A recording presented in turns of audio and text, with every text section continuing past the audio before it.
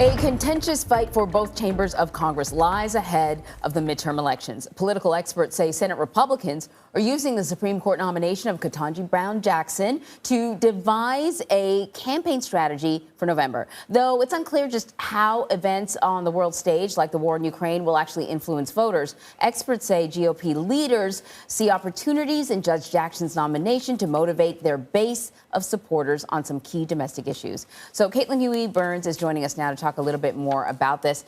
Caitlin, how are Republican lawmakers using Ketanji Brown Jackson's Supreme Court nomination to shape their message for the midterm elections?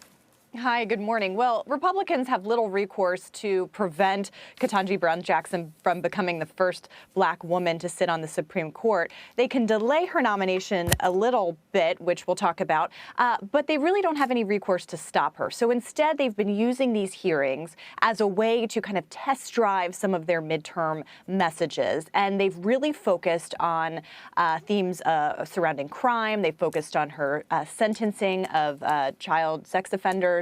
They have focused on her representing of detainees at Guantanamo Bay. They've brought up critical race theory, even though as a Supreme Court justice, she said she would not be dealing with that issue and hasn't dealt with that issue in her previous decisions. So you could see the hearings as a platform for Republicans to really push forward these messages. And they were aligned all the way through Republican leadership and on the campaign trail. You saw the Republican National Committee tweeting out a GIF of Ketanji Brown Jackson's initials crossed out with CRT for critical race theory.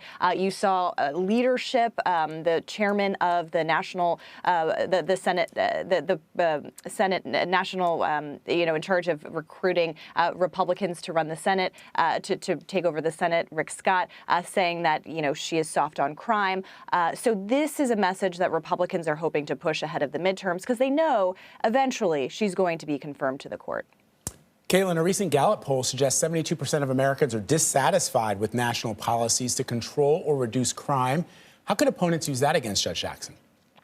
Well, Republicans are certainly hoping to tap into that. I was talking to Josh Hawley, who, of course, is the Republican senator who really led this line of questioning, this controversial line of questioning, focusing on the sentencing. And he said, look, if Democrats want to take this argument to the polls, that's fine, because he believes that parents are concerned about crime and, the safety of children. Now, Democrats in the White House say that line of argument is kind of tapping into elements of QAnon and conspiracy groups, which, as we know, really focus on, illegitimate false claims, trying to connect child trafficking to Democratic leaders. And so Democrats were saying, look, that's kind of a dog whistle to those groups. And so you're seeing kind of all of that play in here.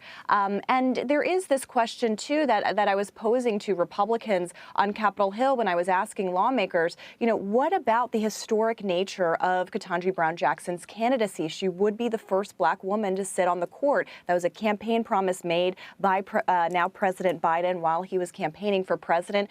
And, a couple of them said, look, this is, of course, something that they are considered. Roy Blunt told me that, of course, he would like to vote for the first black woman to sit on the court, but that everything that happens in these hearings will determine the eventual outcome.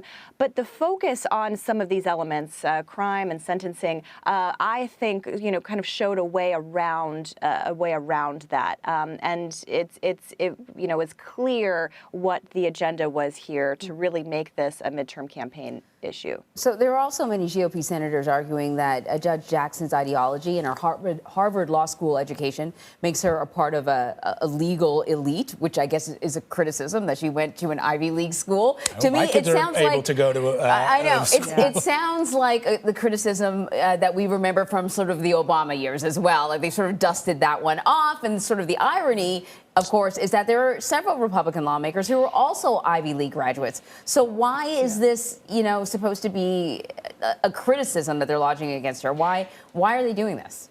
Right. One of those opponents is Ted Cruz, who was at Harvard Law at the same time that Judge Jackson was. And he even mentioned that in his line of questioning this week. Lots of members of Congress on the Republican side have attended these very institutions that they criticize. But look, it's all part of this this play to kind of characterize Democrats as the party of the elite. This is something that we're going to see in the midterm elections. And that's because when you look at kind of the breakdown of votes in past elections, Democrats have been doing well in cities and urban areas. Republicans have been doing well in more rural areas. And so this was kind of a way to get at that. But you're exactly right. It's pretty apocryphal to call attention to that when some of these lawmakers have attended and graduated from those same institutions.